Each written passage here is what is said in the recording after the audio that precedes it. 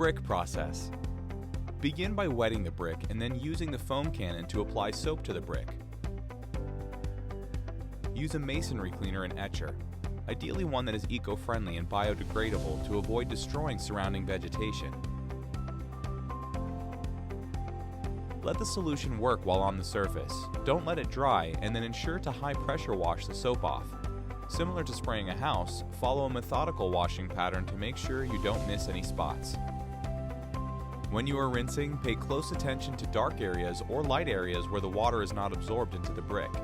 These areas are contaminated and need to be washed and rinsed again. For stubborn or really soiled spots, use an acid-based cleaner. Apply the acid using an acid sprayer and spray the solution onto the surface. Use an acid-safe brush and work the solution into the brick. Let the acid work and then neutralize these areas with a baking soda cleaner and rinse. Anytime acid is used, it needs to be neutralized or will affect the pH of the brick and can cause issues with the stain. Wait a few days for the brick to dry. Mask surfaces that will not be stained. And protect surrounding areas.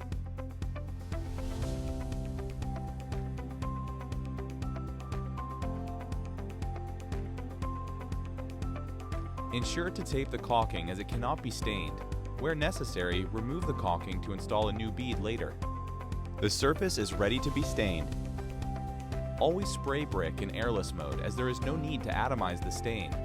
You do not want to spray brick stain thick, but you do need to ensure to get it in every crevice. To facilitate this, use a wide tip with a small orifice size, such as a 510 or 512. This will limit the amount of stain that comes out of the gun and allows you to spray a 10-inch fan at a lower pressure. Test a spray pattern until a perfect cigar-like pattern is achieved. You want to be spraying at the lowest possible pressure without having lines on the top and bottom of your spray pattern. This is likely to be around 1200 psi. Spraying brick stain is not like spraying any other surface. You will need to angle spray so your wrist will be moving in the direction of the crevices and spray as though you are spraying a tack coat in each direction as you will be overlapping coats. Too much stain will result in a paint-like finish. You'll want to get every crevice with a small amount of coating because you'll inevitably be hitting certain spots a few times and you don't want to put it on too thick or it'll start looking like paint. If you are not achieving the desired color, such as when going from a dark brick to light, do not apply more. Apply a thin second coat once the stain has penetrated. This is why we call this a drastic color change and charge more accordingly. Let go of the trigger every time you change direction or your angle. You want to constantly be blending the stain. If you have overlap marks, you have put too much of the stain.